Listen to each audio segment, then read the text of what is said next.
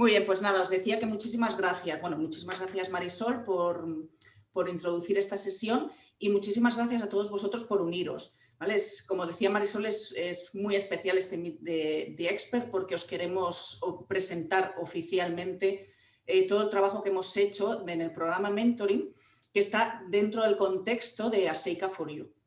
Entonces, ASEICA for You ha estado coordinado conjuntamente con ASEICA Joven y ASEICA Mujer, como ha comentado Marisol como coordinadora de ASEICA Mujer y Gema Moreno, y luego de ASEICA Joven, María Cafarel, Patricia González Santamaría, yo misma y Ana Janic, que es nuestra speaker de hoy.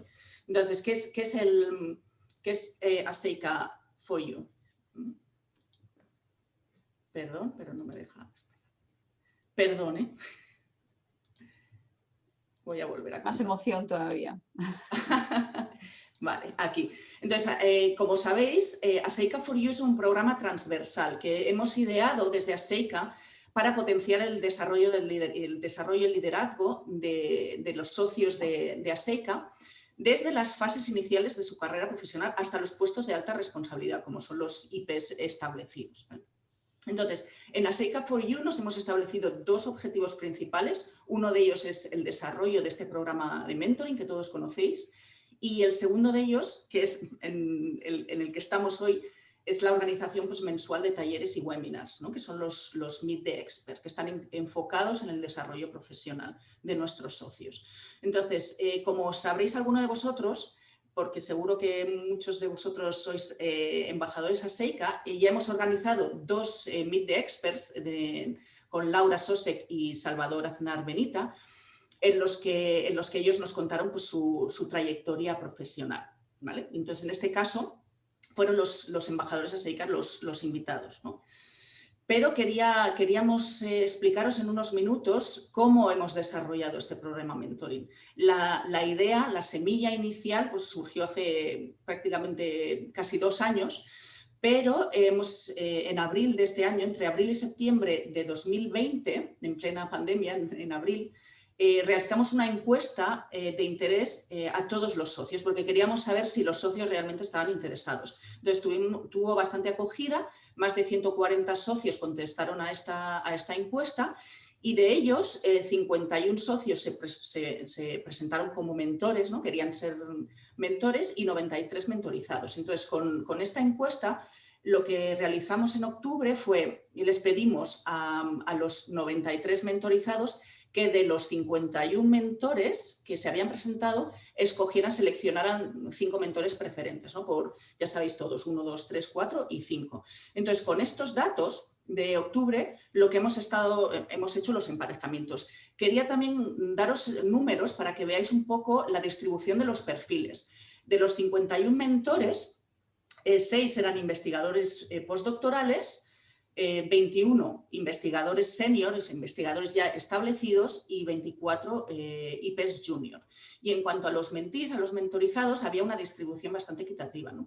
Un tercio eran, así más o menos, un tercio investigadores predoctorales, otro tercio postdoctorales y finalmente los IP junior, ¿no? Los que están estableciéndose ahora como IPs independientes. Entonces, con estos números, en noviembre hemos hecho los 50 emparejamientos. Entonces, ¿cómo hemos hecho estos emparejamientos? Para facilitar un poco... perdón. Y también quería daros un poco de números sobre aspecto de género. En ASEICA somos 942 socios a día de hoy, casi llegando a los 1000, así que os animo a todos a que si tenéis alrededor gente que está trabajando en cáncer y aún no son socios de ASEICA, pues que se unan. De estos 942, mitad y mitad son hombres y mujeres, pero es interesante mencionar que de los 101 socios y socias que se han interesado por el programa, el 75% son mujeres, y la proporción hombres y mujeres se mantiene en mentees y mentores, ¿no? Entonces, esto creo que es interesante que lo tengamos todos en mente. ¿Vale? Entonces, ¿cómo hemos hecho estos emparejamientos? Entonces, creemos que la mejor opción, y que era la que más se beneficiarían, sobre todo los mentees, era la que os pongo ahora. Entonces, hemos emparejado predoctorales mentees con postdoctorales mentores, postdoctorales mentees con IP Junior por la cercanía en el desarrollo de la carrera investigadora y los IP Juniors con IP establecidos. Entonces, la verdad que fue un trabajo bastante, como ha comentado Marisol, bastante arduo, pero fue muy satisfactorio, la verdad que fue muy chulo. Entonces, solo por ejemplo, aquí que os quería mencionar, solo en 5 casos de los 51, nosotros propusimos a mentores, a los mentees, otros mentores que no habían seleccionado porque al final los números así lo llevaban, ¿no? Pero que al final fueron pocos casos, ¿no? 5 de 51.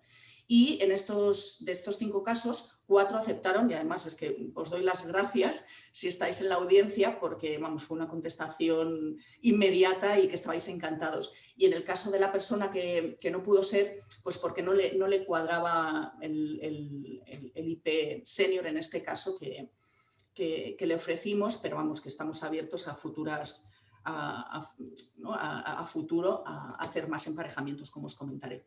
¿Vale?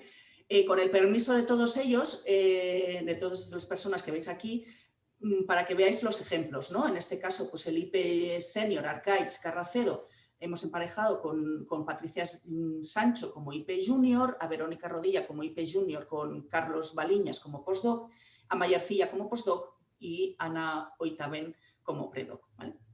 Entonces, para acabar ya y pasar a la presentación de Ana, ¿no? Estos son los objetivos que nos fijamos ahora mismo a futuro, ¿no? Hacer un seguimiento de los emparejamientos, es decir, queremos saber, ¿no? cómo os va, si estáis contentos, si no, y esto es que necesitamos vuestro feedback para mejorar el programa, ¿no?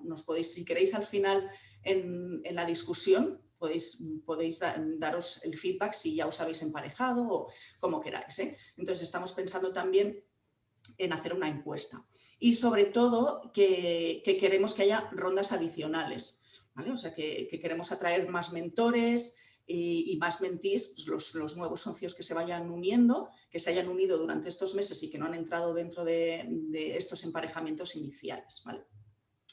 Entonces, ahora voy a pasar a la presentación voy a dejar de compartir y os voy a presentar a Ana, que para eso hemos venido a escuchar, ¿no? La doctora Ana Janic es profesora y jefa de grupo en el Departamento de Ciencias Experimentales y de la Salud de la Universidad Pompeu Fabra, en Barcelona. Ana estudió Fisiología y Biología Molecular en la Universidad de Belgrado y obtuvo sus estudios de máster en el IMBL de Hamburgo, en Alemania. Luego, posteriormente, se fue a Barcelona a hacer el doctorado en biomedicina en el IRB, en Barcelona, bajo la supervisión de Cayetano González, y durante su doctorado, Ana lo que hizo fue estudiar las bases moleculares del cáncer usando a Drosophila como modelo experimental, un modelo bastante interesante. Tras completar su doctorado, Ana se incorporó al laboratorio de Andreas Strasser en el Instituto Walter and Eliza Hall en Melbourne, en Australia, un sitio creo que excepcional, y sus estudios allí se centraron en estudiar la proteína P53, como la proteína P53 previene el desarrollo del cáncer a través de procesos, por ejemplo, a través de procesos de reparación del ADN. Ya hace poquito, en 2018, Ana estableció su grupo de investigación independiente en la Universidad Pompeu Fabra, donde lidera un programa de investigación dedicado a entender los complejos programas transcripcionales que definen la actividad supresora de P53 en diferentes tejidos y en el contexto de diferentes eventos oncogénicos. ¿Vale? Entonces, he estado leyendo un poco su CV y su trayectoria y quería mencionar que a lo largo de su carrera Ana ha recibido numerosos premios internacionales de mucho prestigio, como son pues, la Marie Curie Postdoctoral Fellow, la Lady Tata Memorial Trust Award y más recientemente pues, la Ramón y Cajal, ¿no? Que le ha permitido establecer su grupo independiente. Y también hay dos premios muy interesantes que le dieron en Australia por su labor científica y de proyección de futuro, como son la Craver and Shearer, si lo pronuncio bien, Award for the Outstanding Female Postdoctoral Fellow y la Centenary Institute Medical Innovation Award de Australia, que es un premio muy prestigioso en Australia. Y con esta presentación os dejo con Ana, que seguro que vamos, nos va a deleitar con una presentación muy chula sobre el mentoring. Muchas gracias, Ana. Te dejo el stage. So thank you. Okay, now I think I'm going to pass to English, if that's all right. So first of all, thank you, Veronica, for this very, very kind introduction. And also, I want to say that for me, this is really a privilege to be supported by ASEICA and ASEICA for you to tell you something today about this kind of mentoring guidelines or mentoring user manual that I'm going to tell you today. One thing is that you have heard already from Veronica that I'm just a scientist. So basically, I am not a coach or something like this. Everything what I'm learned and I'm going to tell you today, it's based on my personal experience and what I learned from the book. So please don't take this for granted. Do you see my screen? Yeah. Okay. So when I started to prepare this presentation, what I have seen that I read this in Wikipedia. So that mentorship is a relationship in which more experienced or more knowledgeable person helps to guide less experienced or less knowledgeable person. But however, I don't really feel that this definition is actually reflecting what mentoring in science actually is.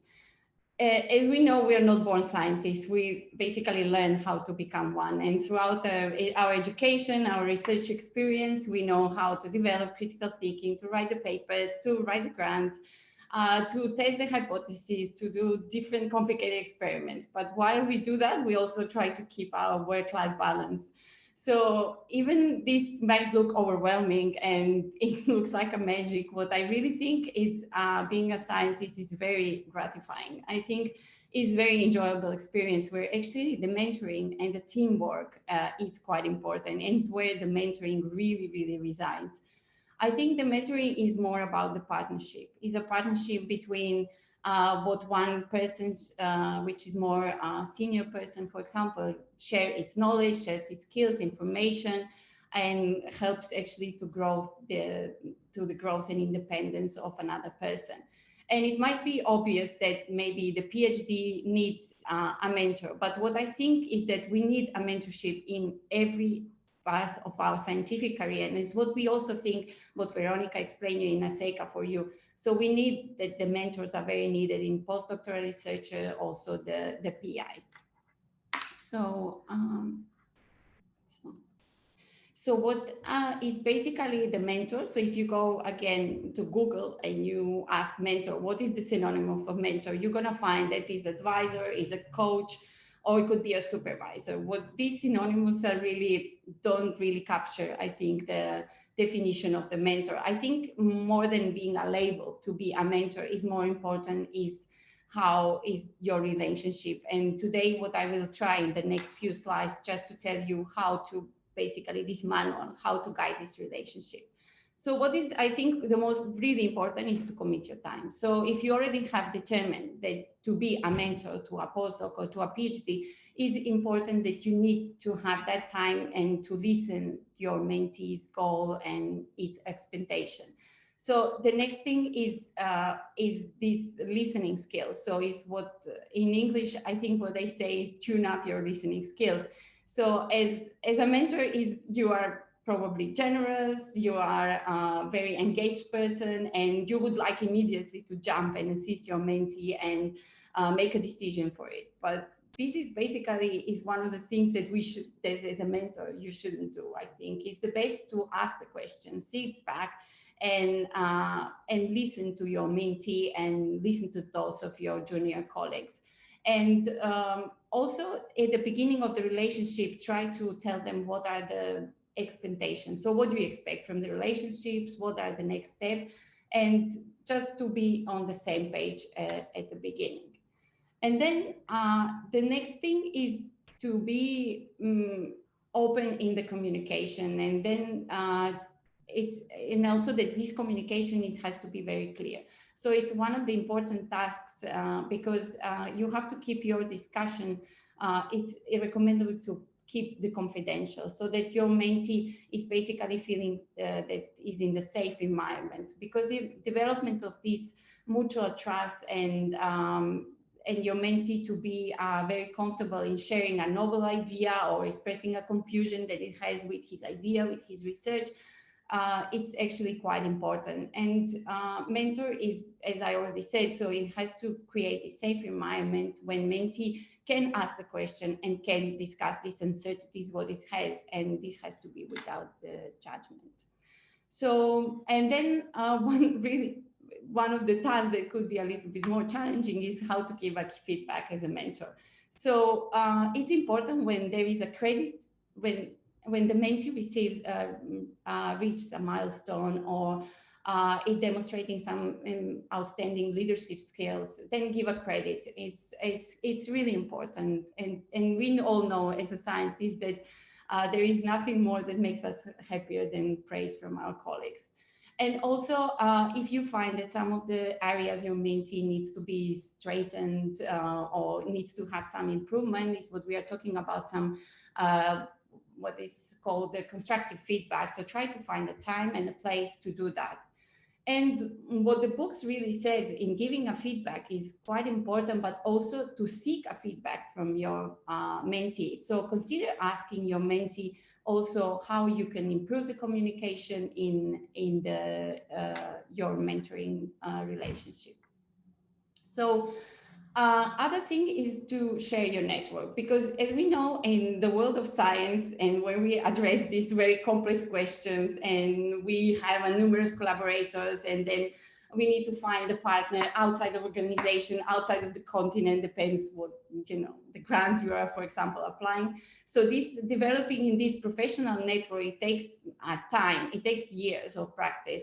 But you as a mentor, I think you can accelerate this process and making your mentee introduction to your colleagues, senior scientists, that could be a valuable resource for its, for example, future collaboration.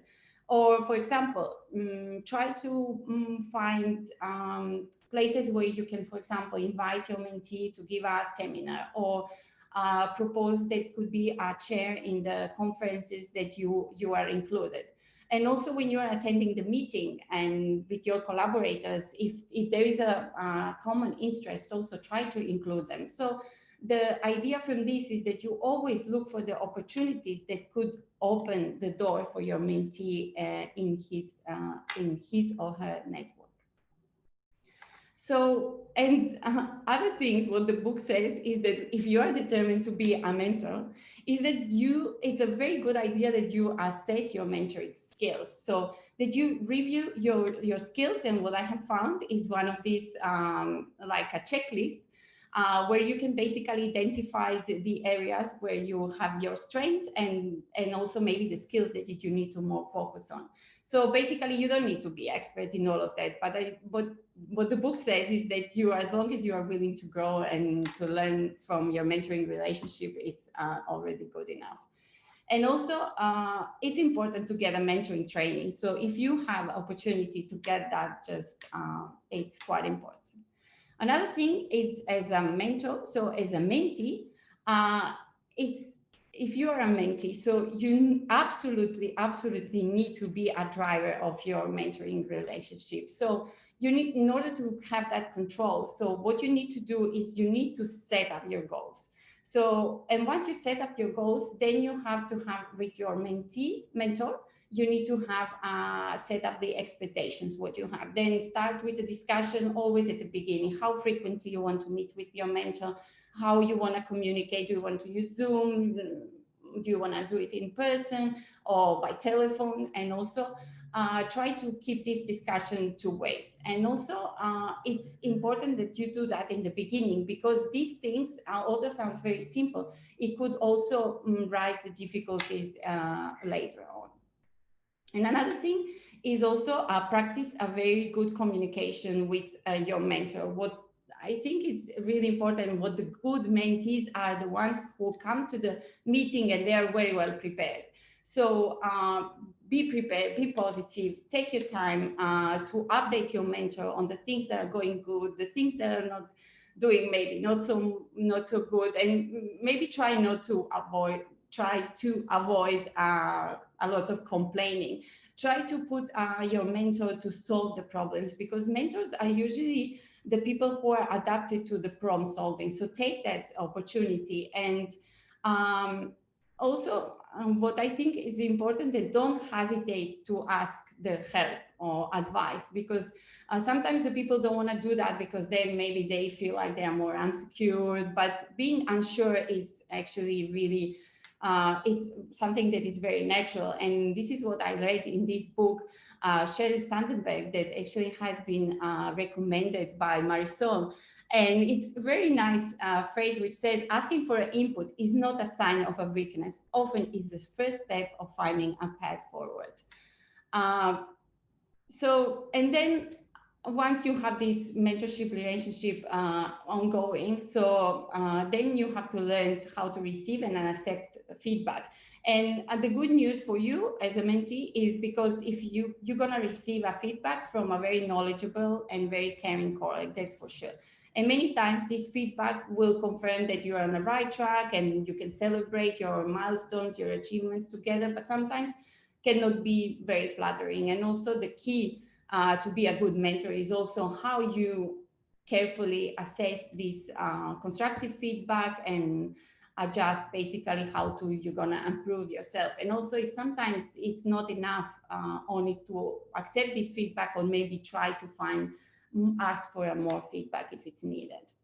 And then periodic mentor checkup. As Veronica said, this is what we're gonna do in ASEICA for you, but you as a mentee, I think you could benefit if you have a regular evaluation, with yourself. You evaluate whether the relationship is still helping you, or maybe it's a poor relationship. Is it because there is a lack of trust or commitment, or there is a poor communication? So try to think about these things. And also, if there is a poor relationship, then try to think about how to restructure your goals, and maybe thinking about how to find a new mentor. And also, although being a mentor is something that is usually, there is no personal gain, right? But it's very, very nice, I think, to recognize what your mentor is doing for you. So one of the things that could be, maybe you can nominate them for award, because it's definitely sure that they also need a recognition. And also an important thing, think about separation, because talk about when relationships should end. Talk about the next step, talk about the future mentors as well, because your mentor could also be something that will lead you further, how to find a new one. For example, because your career takes many different ways. Imagine now you're an investigator, you found something really exciting and you want to patent this, you want to go into open your new spin-off. So you will not need a new training, new guidance, new support for completely new goals. So that's why you need to find as well, you need to look for another mentors who will fit the best to your needs. So, and then is what leads me basically what you should look in a mentor. So think about what you need. Is it you want to improve on your writing grants, your publishing, your career advancing, to increase your visibility in the network, work-life balance, so all these things. It's quite important to think about those things, why you should look in a mentor. And also for you to know that there is a few mentoring models. So there is this informal model where mentees basically are setting the goals, and it's usually unstructured. So there are no measurable, there are no measurable goals basically. But if you find a formal mentoring, like for example, what we have a structured mentoring in, for example, in ASEICA for you is a great example. And then we have the actionable, measurable goals, and we have predetermined requirements that are needed actually for the mentoring relationship. And here I just plotted some of the mentoring models. For example, one-on-one, which is a typical and it's traditional mentoring, when we have usually is the senior colleague that share his experience with, and it's paired with a less experienced mentee. And then we have peer mentoring. For example, for the peer mentoring is basically a group of people who are sharing the same roles or similar, or they belong to the same for example, the department, and they peer up and they offer support to each other. So peer mentoring, what I have read, it can be not only in the group, also could be one-on-one. Interesting, for example, is the reverse mentoring. Reverse mentoring is opposite to the traditional one, which is actually the senior mentor is the one that is being a mentee, and junior colleague is a mentor. So this could be, for example, a junior colleague who is teaching a new application, a new technology to the other senior mentor. And speed mentoring, which is basically maybe on, I think on the conferences, is that mentee has a series of one-to-one conversation with a different mentors, and usually move from one to other mentor, and then it has to be very well prepared and asking the questions to those people. And then one of the last thing what I prepared for today is how you in order to be a mentor and to understand the mentoring experience is basically your personal experience in the mentoring, is that you had the one that you had as a journey as a scientist. So basically, because I'm sure all of you had challenges, disappointments, you all had when the door opened, when the door closed. So all these experiences are going to be something what directly or indirectly have the implication on how and why you are interested in the mentoring. So what the book says is that in order to do that, you should list your mentor, indicate the relationship that you have with them, use the timeline, and also describe the experiences what they have. And it's just in my last slide, I'm just going to tell you what was my mentoring journey. So this is just a snapshot. And what I really think what I have benefited is that to have more than one mentor in a different stages of my career. So, and some of those mentors helped me to, there was one of my milestones that I wanted to achieve as a scientist, to publish first and senior author papers, and many of them have been influenced on that. Then the next was to get the grants, basically to get the funding for the research, which I also got from my mentors. Also the awards, because some of them have actually nominated me for the awards. And this is the one snapshot of my CV where I have seen that I have participated as an invited speaker to a few conferences, and some of them were actually because I have been recommended by mentors to participate and to be invited. And last but not the least was also the resources, because, for example, there is some knockout mice that I brought to my lab for example, from my postdoc supervisor, which I continue to working on it. So it's actually for me, it was really important to give me this push and to be able to take these projects with me. So, and this is just my take-home messages, so that everyone deserves a mentor, that you need to get yourself a mentor if you don't have one, and also enjoy the mentoring. And